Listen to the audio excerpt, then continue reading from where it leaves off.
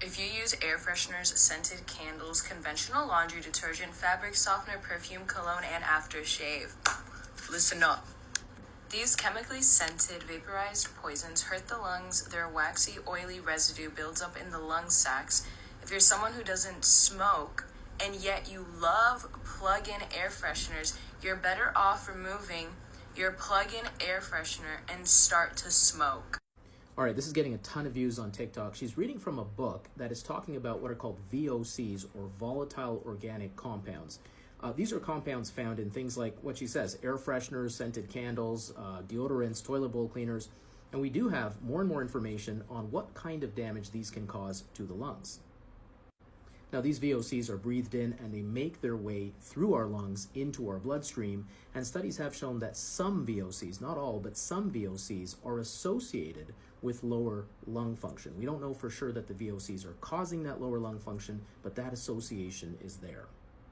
So nowadays, a lot of people have scented candles or plug-ins, oils, various things they use to improve the aromas in their home.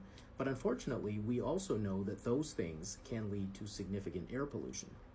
And so what you can have is an increasing level of air pollution within your home because those VOCs are reacting with things like sunlight or fluorescent light within your home, and with oxidants that are released from places like from your gas stove. So not only are people with allergies or asthma susceptible to flaring up when they're exposed to these VOCs and these scents, but they can have more profound health impacts.